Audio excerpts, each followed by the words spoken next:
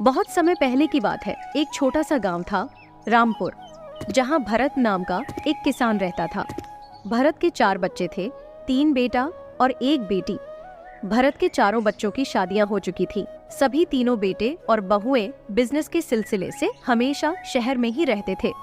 भरत की एक बेटी थी जिसका नाम विमला था। उसकी विवाह पास ही के गांव में हुई थी और वह बहुत निर्धन परिवार में अपना जीवन गुजार रही थी।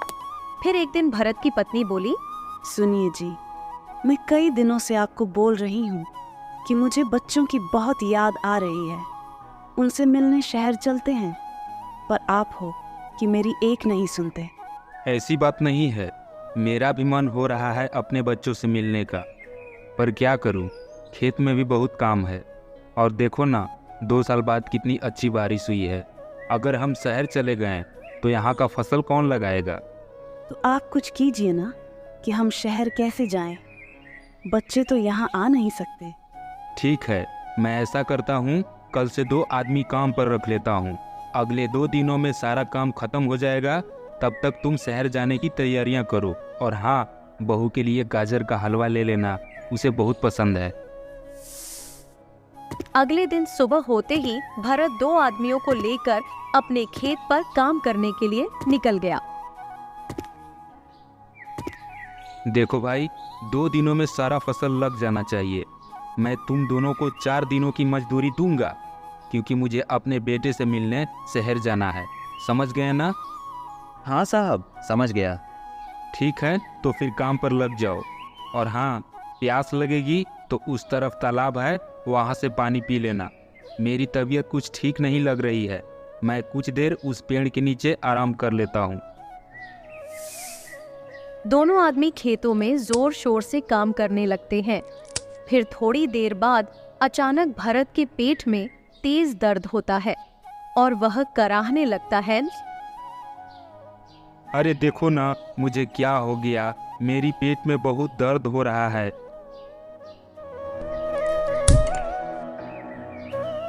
तभी दोनों आदमी का नजर भरत के ऊपर पड़ा।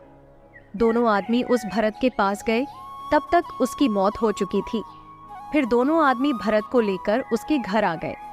अब भरत को मृत अवस्था में देखकर उसकी पत्नी बहुत ज्यादा रोने लगी। रोने की आवाज सुनकर आसपास के लोग वहां पर आ गए। अगले दिन भरत के मौत की खबर सुनकर उसके तीनों बेटे गांव आ गए, परंतु उसकी बेटी बिमला नहीं आई थी। सब लोग उसी का इंतजार कर रहे थे। तभी वहां पर एक सेठ आता है और वह गुस्से में बोलता है, ओए भाई, ये सब क्या ड्रामा लगा रखा है? मेरा पैसा वापस करो, नहीं तो मैं अर्थी शमशान तक नहीं जाने दूंगा। हाँ। तभी भरत के बड़ा बेटा बोला, पैसा? कैसा पैसा? और कौन हो तुम? मेरा नाम सेठ मदन लाल है। आज से ठीक 5 साल पहले तुम्हारे पिता भरत ने मुझसे 4 लाख रुपए का कर्जा लिया था और आज तक उसने नहीं लौटाया और मर भी गया। मुझे मेरा पैसा लौटा दो, वरना मैं तुम्हारा बाप का अर्थी उठने नहीं दूंगा। यह बात सुनकर वहां के सभी लोग हैरान हो जाते हैं। फिर भरत के बेटों ने कहा, देखो सेठ, हम पिताजी का कोई भी कर्जा नहीं चुकाएंगे, उनका कर्ज था वही जानेंगे। अगर तुम्हें कर्ज चाहिए तो तुम्हें उनके पास ऊपर जाना होगा।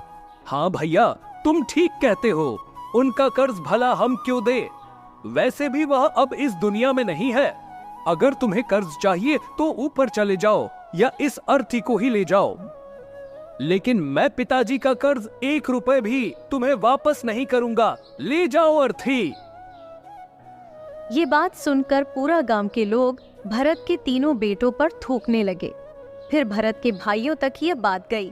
भाइयों ने भी कह दिया, जब भरत के बेटा अपने पिता का कर्जा भरने को तैयार नहीं है, तो हम अपने भाई का कर्जा भला क्यों भरे? इनकी शक्ल तो देखो, शहर में रहकर सांड बन गए हैं और बाप का खाया हुआ कर्जा नहीं चुका रहे हैं।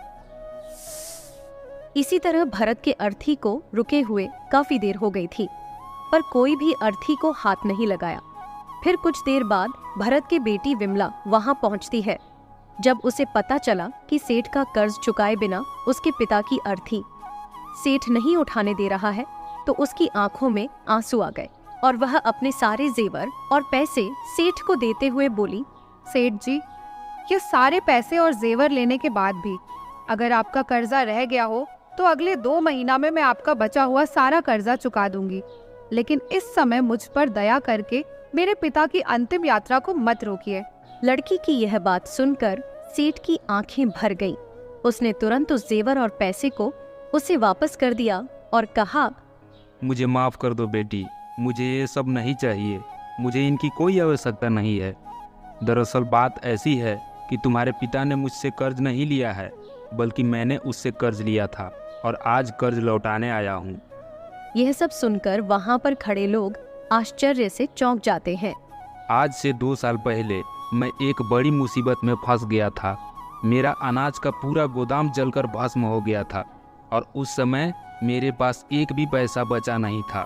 मैं मरने की स्थिति में पहुंच गया था।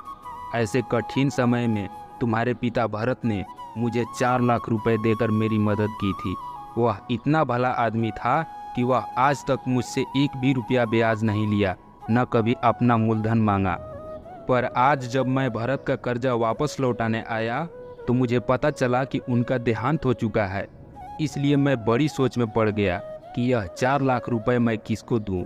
इसीलिए मैं यह रचना रची। मैं सोच लिया कि यह पैसा घर के किसी ऐसे सदस्य के पास दूंगा जो उसको हमेशा सम्मान देता हो। आज तुमने साबित कर दिया कि एक बेटी माँ बाप को कई बेटों से कहीं ज़्यादा प्यार करती है। इसलिए लो बेटी 4 लाख रुपए। इस पैसे का हकदार सिर्फ तुम ही हो। ये रुपए मैं तुम्हें सौंपता हूँ।